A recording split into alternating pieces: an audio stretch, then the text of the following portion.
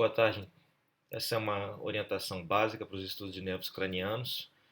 Um vídeo feito sobre orientação da faculdade. E não se esqueçam que, apesar de ser uma gravação de uma aula, o que importa e o que é oficial é o que está escrito no livro-texto de vocês. Certo? Isso daqui é apenas uma orientação básica de estudos.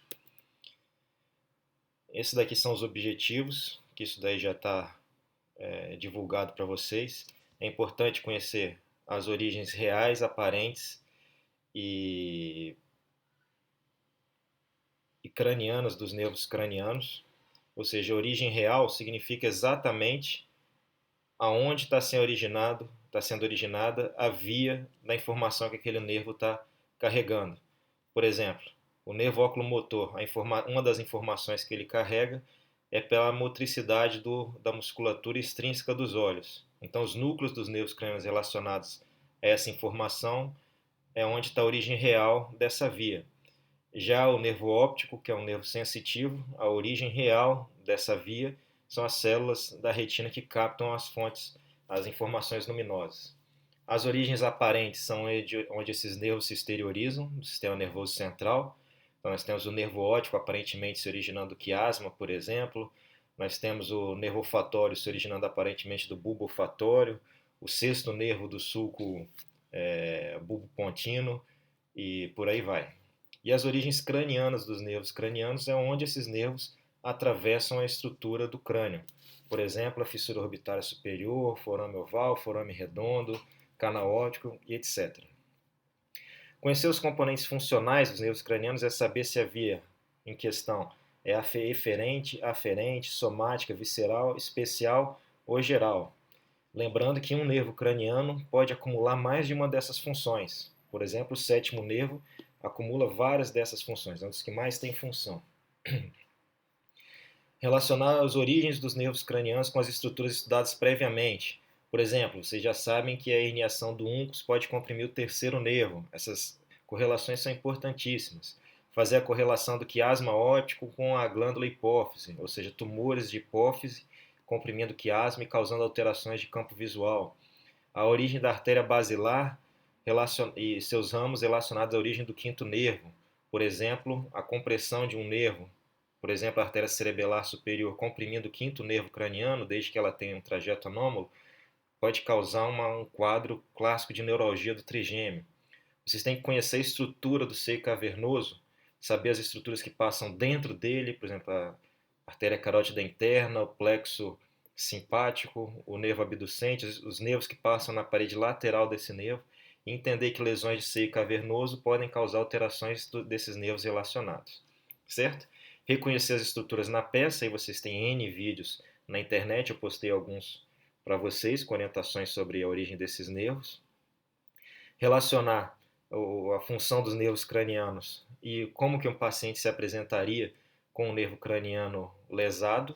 Isso daí vocês vão fazer na correlação anátomo-clínica e sempre revisar as aulas prévias, está sempre na base de toda a orientação, de todos os objetivos de estudo, certo?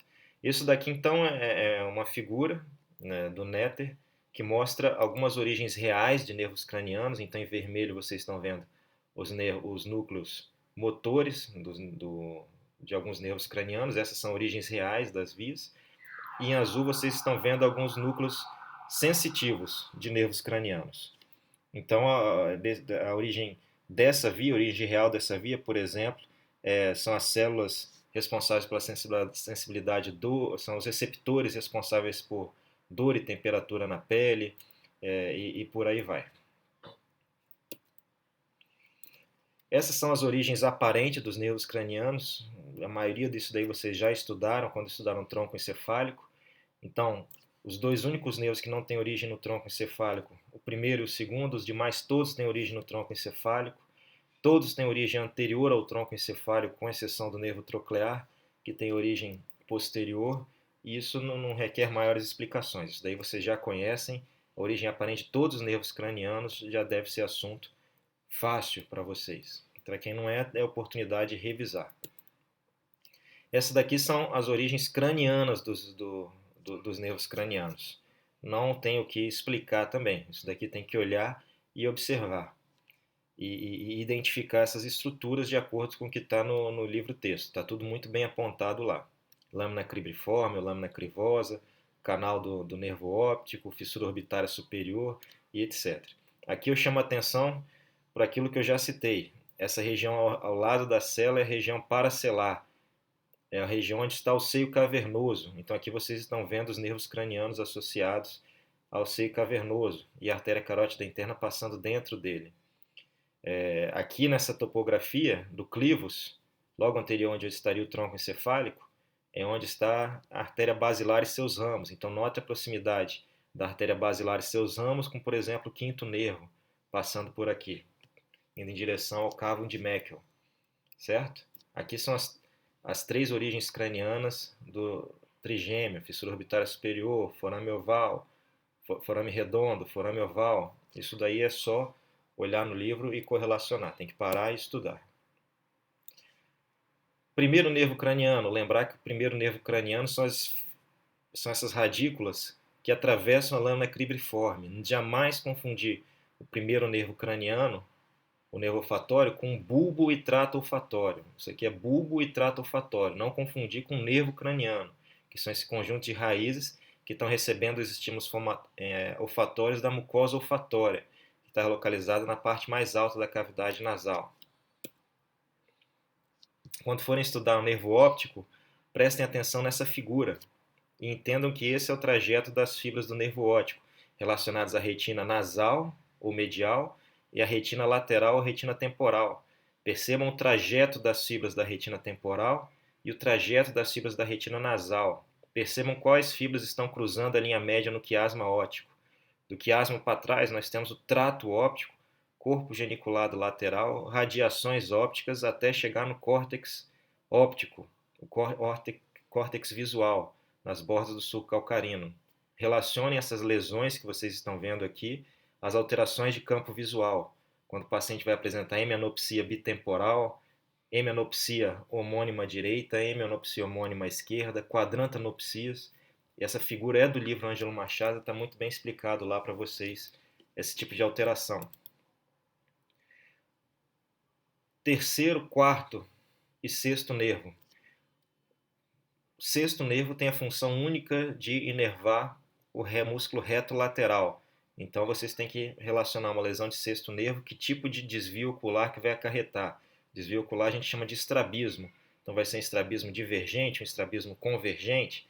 Isso vocês têm que estudar. O quarto nervo troclear tem a única função de inervar o músculo oblíquo superior. Então vocês vão estudar lesão de nervo troclear, que tipo de desvio ocular que vai ocorrer. O terceiro nervo, além de inervar todos os demais músculos extrínsecos do olho, ou seja, o reto superior, reto inferior, reto medial e oblíquo inferior, ele ainda inerva os músculos intrínsecos do olho, que são responsáveis pela acomodação e pela miose, pelo fechamento da pupila, entre aspas. Então, uma lesão de terceiro nervo, o que vai acontecer? A pupila vai dilatar ou a pupila vai contrair? Lembrando que a função dele é parasimpática. Os nervos cranianos que têm função autonômica são sempre parasimpáticos. O sistema parasimpático é um sistema crânio-sacral, certo? E o terceiro nervo ainda inerva o elevador da pálpebra. Então imagine o que vai acontecer numa lesão de terceiro nervo completa, o que vai acontecer com a pupila, para onde que o olho vai ficar desviado e o que vai acontecer com a pálpebra. Quinto nervo craniano, ele tem tanta função, é chamado de nervo trigêmeo porque ele trifurca. Né? Ele entra, forma esse gânglio, que é chamado gânglio trigeminal, dentro do cavo de Meckel, e ele trifurca, por isso que é chamado de trigêmeo. Dá o ramo V1, V2 e V3, ou oftálmico, maxilar e mandibular. Esse nervo é um dos principais responsáveis pela inervação de toda a cabeça, tanto internamente quanto externamente. Está lá no livro de vocês explicando direitinho qual a função de cada um desses ramos. E ele também tem função de inervar a musculatura da mastigação. Não confunda a musculatura da mastigação com a musculatura da mímica, cujo nervo responsável é o nervo facial. Sétimo nervo. É um dos nervos que mais tem função diferente. O nervo tem função no paladar, vocês vão estudar isso. Ele tem função parasimpática inervando glândulas salivares. Vocês vão estudar quais glândulas são essas e o que ele faz. E com relação à musculatura da mímica, vocês vão estudar a diferença de paralisia facial central e periférica.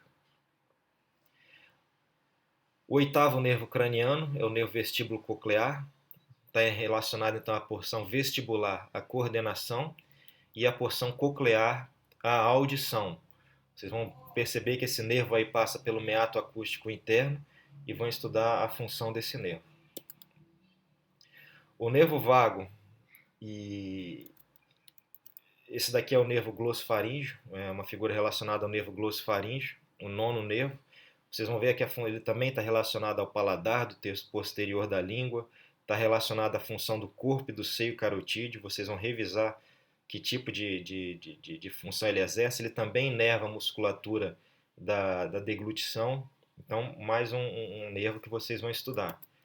O nervo vago, relacionado à musculatura da deglutição, e ele é um dos principais nervos parasimpáticos do nosso organismo.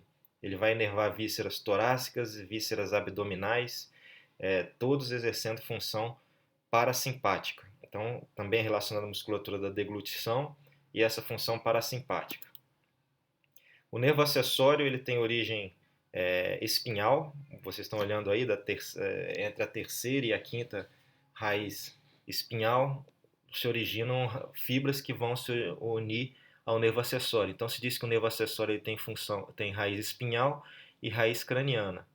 Ele também tem função relacionada à musculatura da deglutição, que acompanha as fibras do nervo vago, e as raízes espinhais originam informações que vão servir para a contração do músculo esternocleidomastoideu e do músculo trapézio, objeto de estudo de vocês, inclusive para quem está fazendo semiologia. E o 12º está relacionado à motilidade da língua. O nervo hipoglosso está relacionado à contração da língua. Então isso daqui é só uma orientação básica de estudos para vocês. Salvo alguma falha, alguma confusão que eu tenha dito e não tenha percebido, lembrem-se que o material oficial é o livro de vocês.